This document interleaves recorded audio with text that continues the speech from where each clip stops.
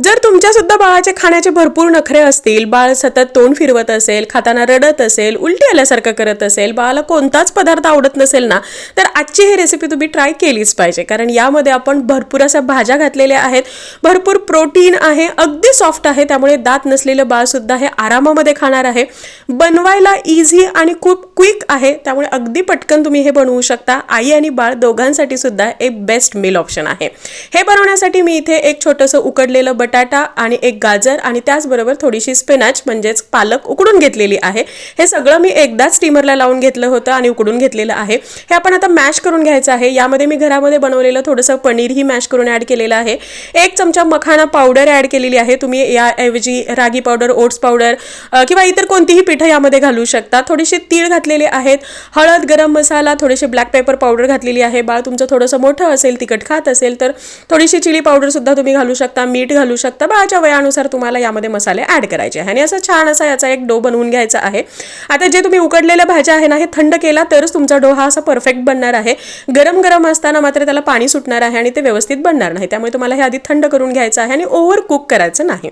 या पद्धतीने मी हे उभे असे हातामध्ये धरता येईल किंवा एक छान असा याला कुठलाही तुम्हाला जो आवडेल तो शेप तुम्ही देऊ शकता. मी या पद्धतीने उभे असे केलेले आहेत. तेल किंवा तुपावरती या पद्धतीने शॅलो फ्राय करायचे आहेत. मंद गॅस ठेवायचा आहे.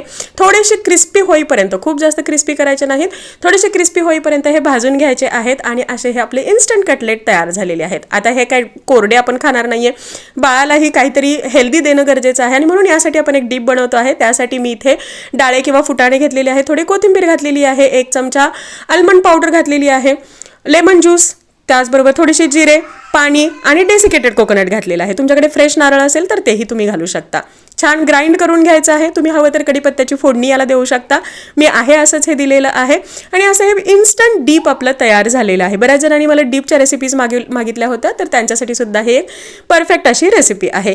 आता हे डीप तुम्ही कटलेट सोबत किंवा टिक्कीत सोबत, पराठ्यांसोबत, पॅनकेक सोबत कशासोबत ही बाळाला देऊ शकता. बाळ हा आरामामध्ये खातो.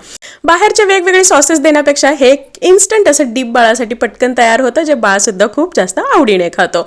तर तुम्ही ते पाहू शकता. आधी ते सुद्धा खूप छान आवडीने मन लावून हे खातो आहे आणि याने म्हणाल तर फक्त 1 घास या कटलेटचा ठेवलेला आहे. बाकी सगळे कटलेट्स त्यांनी फिनिश केलेले आहेत. आज काही आदित्याचा हे हाताने खाण्याचा मूड नव्हता. भूक तर खूप लागली होती, परंतु त्याला हाताने हे खायचं नव्हतं आणि म्हणून आज मीच हे त्याला भरवलेलं आहे. पण तुम्ही हे ट्राय करू शकता. वेगवेगळ्या वेजनी तुम्ही बाळाला हे देऊ शकता. खूप जास्त यमी आणि तेवढंच झटपट आणि हेल्दी होणारा हा ऑप्शन आहे. जरूर ट्राय करा.